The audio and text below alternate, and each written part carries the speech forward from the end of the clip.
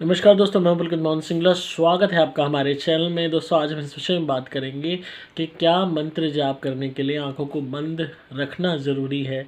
क्या ध्यान लगाते हुए ही मंत्र जाप करने से उसका ज़्यादा फ़ायदा होता है। दोस्तों, बहुत लोग मंत्रों के विषय में अक्सर अलग अलग सोच रखते हैं, अलग अलग भावना रखते हैं, और बहुत लोग इस कन्फ्यूजन में भी होते हैं कि शायद हमारा मंत्र जाप तब ज़्यादा फलित होगा जब हम आंखें बंद करके उसको जपेंगे और पूरी एक ध्यान की मुद्रा में जाने के बाद उसका जाप करेंगे। बहुत लोग ऐसे होते हैं जो जागृत अवस्था में मंत्र को जपते रहते हैं। तो दोनों में से कौन सा ज़्यादा असरदार है, क्या ये दोनों ही असरदार हैं, इस विषय में आपको बताऊंगा।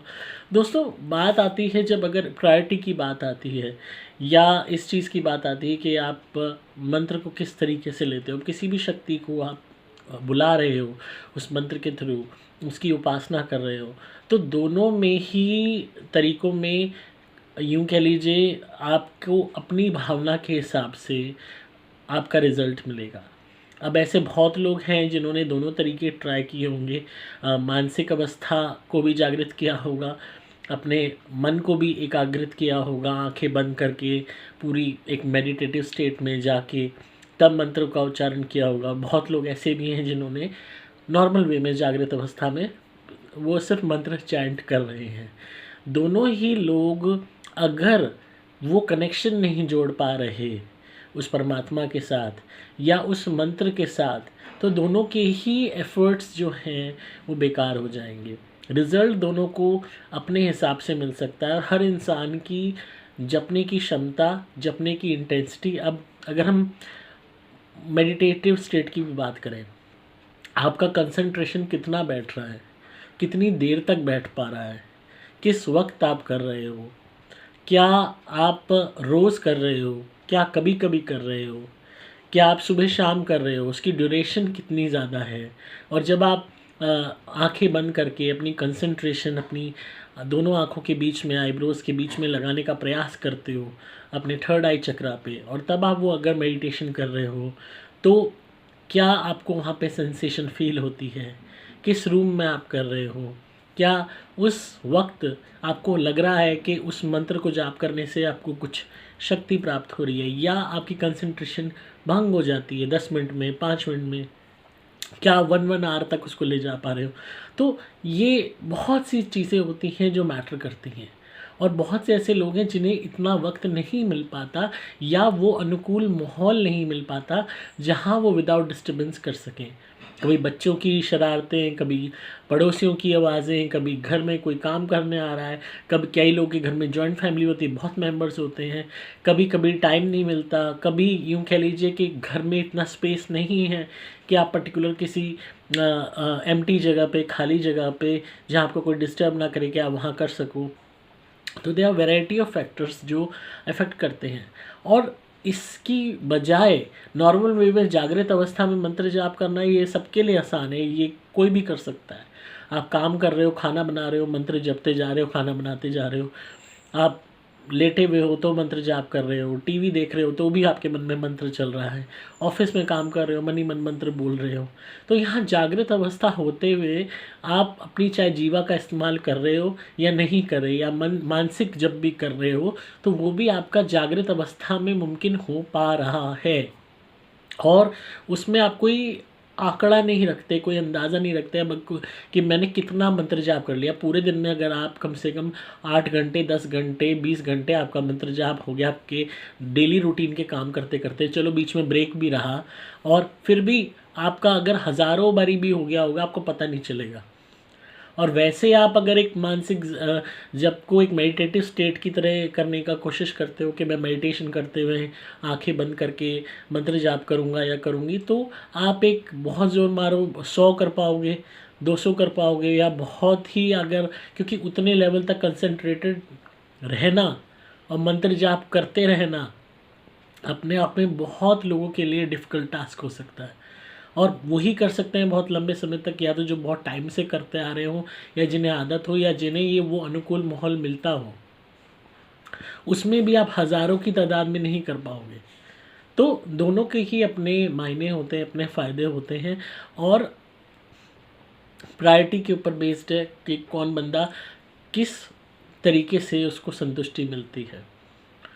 और अगर आपको संतुष्टि मिलती है कि नहीं मुझे आंखें बंद करके ही करना है, तो आप वैसे कीजिए। आपको लगता है कि नहीं मुझसे नहीं हो पाएगा, मैं जागृत अवस्था में अपने घर के डेली रूटीन के काम करते हुए, रिस्पॉन्सिबिलिटीज़ को पूरा करते हुए तब इस मंत्र को, कोई भी मंत्र को जिसको भी आप भजते हैं उसको करूँगा तो या करूँगी, तो आप उस तरीके से करिए।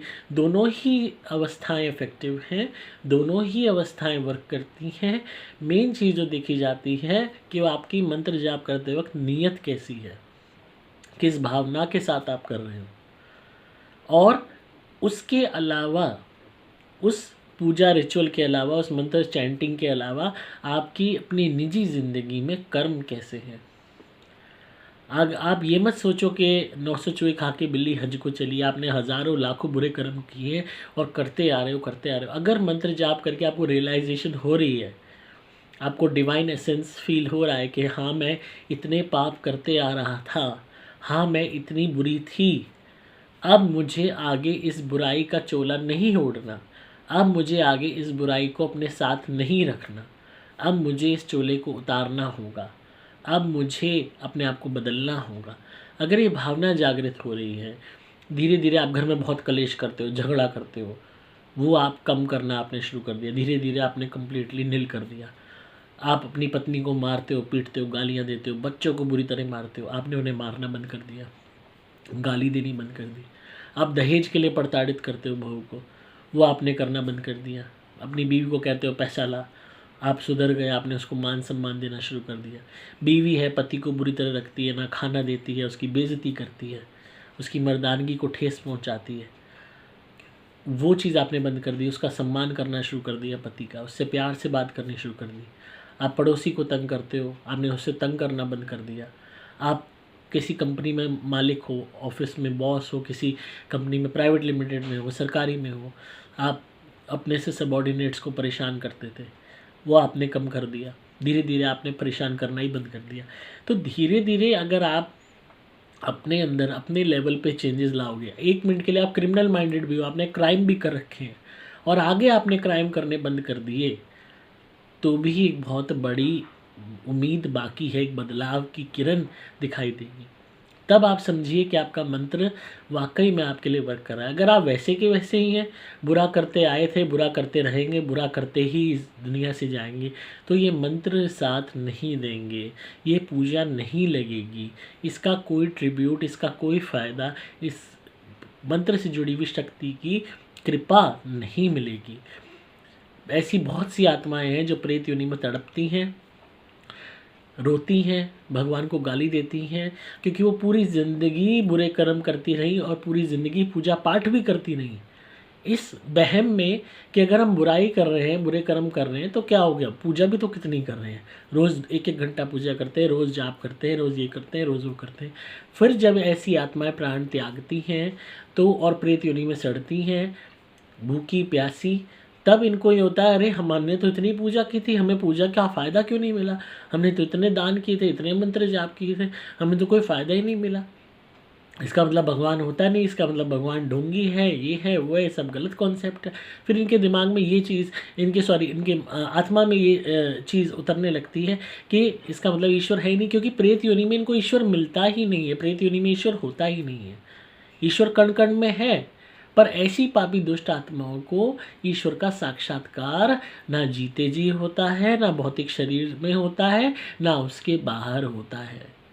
तो ये और व्याकुल हो जाती हैं और पागल हो जाती हैं कि हम इंसान थे तब भी हमें ईश्वर नहीं दिखे, अब हम प्रेत योनि में तो भी नहीं दिखे, क्योंकि आपके कर्म इतने बुरे रहे हैं कि वो पूजा ईश्वर ने स्वीकार नहीं की, वो मंत्र जाप उसने स्वीकार नहीं किया, तो उसका कोई आपको लाभ नहीं मिलेगा। तो इस बात को आपको समझना होगा कि किसी भी चीज़ को एक फ़ायदे का सौदा या नुकसान का सौदा, कि भाई इससे फ़ायदा ज़्यादा हो रहा है तो ये कर लो, चलो इससे कम हो रहा है तो चलो ये नहीं करेंगे, इस तरीके से किसी भी पूजा को, किसी भी मंत्र जाप को ना लें। पूरी श्रद्धा से, भावना से अगर आप 2 बारी भी मंत्र बोल लेंगे, 1 बारी भी बोल लेंगे तो वो भी वर्क कर जाएगा, अगर आपके कर्म सही हैं, आपकी भावना सही है। और अगर आप बुरे होते हुए भी अगर आपके अंदर ये भावना आ रही है कि अब मुझे अपने आप को बदलना है, तो वही एक स्टेज है जहाँ आप समझ लीजिए कि अब सही शुरुआत हो गई है।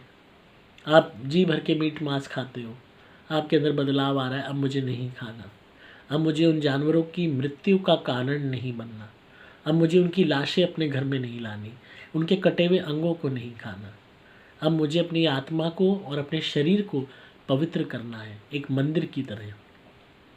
ये एक बदलाव है, एक पॉजिटिव बदलाव है। धीरे धीरे कोई और बदले ना बदले, आप खुद को बदल लो। भूलो मत, आपकी अपनी स्पिरिचुअल जर्नी है, आपकी अपनी आध्यात्मिक यात्रा है, उसी के उद्देश्य से पृथ्वी पे आए हो, और वो भी पूर्णतः जब ही सफल होगी जब उस उद्देश्य को आप अभी जीवित अवस्था में समझ के उस पर पालन करना शुरू कर दोगे। और ये कोई इट्स नॉट कि ये कोई एक दिन का एक्ट है, एक दिन का प्रयास है या एक घंटे का प्रयास है, ये निरंतर प्रयास है। जन्मों जन्म लग जाएंगे आपकी आत्मा को अच्छे कर्म करते करते, तब आप ईश्वर को प्राप्त करोगे। तो ये तो अभी बहुत छोटी सीढ़ी है, उसकी जो क्यारी है वो बहुत ऊंची है, उसकी जो डोली है बहुत ऊंची है, वहाँ तक पहुँचना तो अभी हमारे लिए बहुत लंबा सफ़र है।